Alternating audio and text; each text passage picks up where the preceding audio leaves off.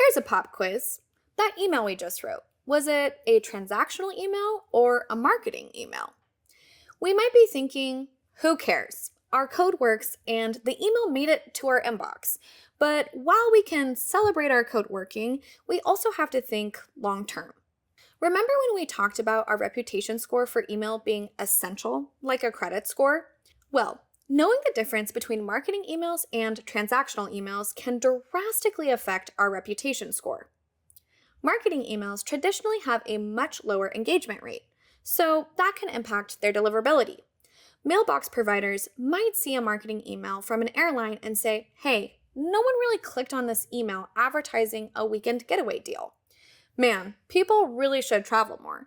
Still, I, the mailbox provider, might not bump this up to the top of the inbox.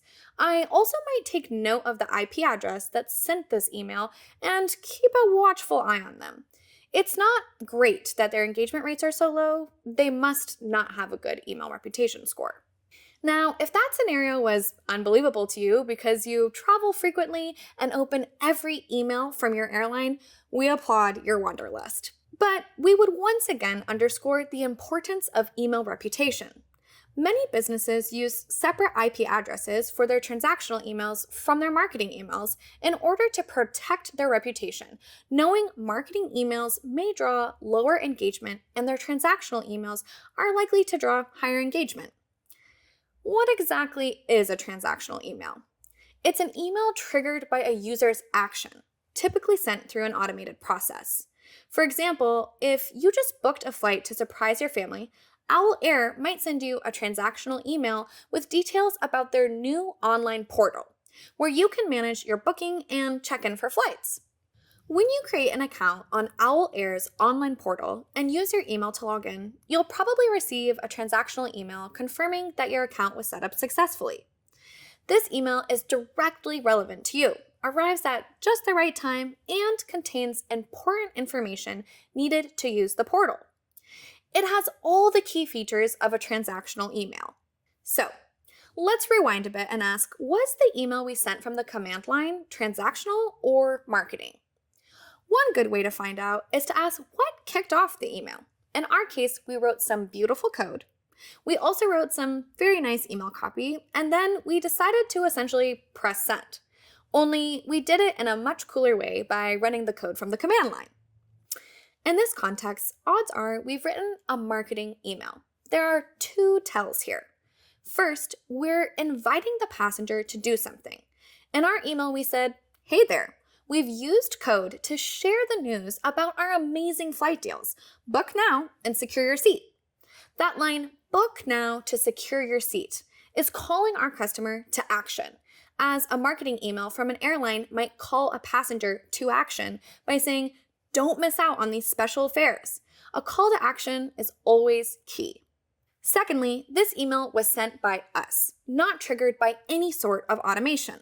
So that's a sign that we are sending information related to some sort of business need or a campaign we're running.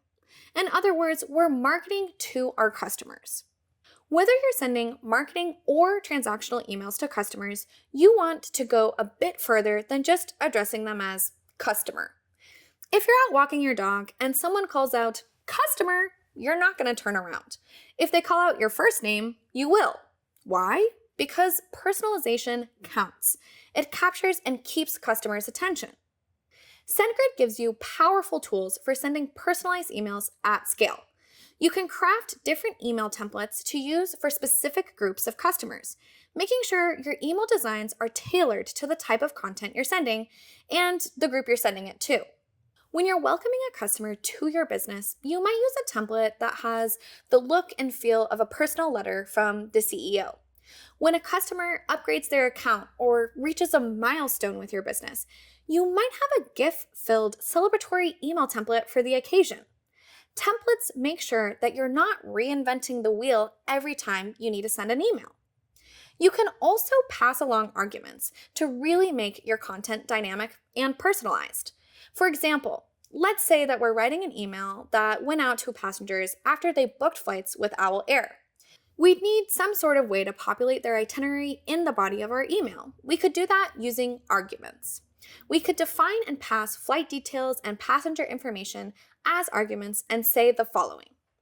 All of those arguments will trigger variables to be passed from our database into the email, so the passenger we're sending the email to sees their exact booking reflected in the email. You can pass along custom arguments as well, defining variables and how you'd like them to tie together or affect one another. The choice is yours.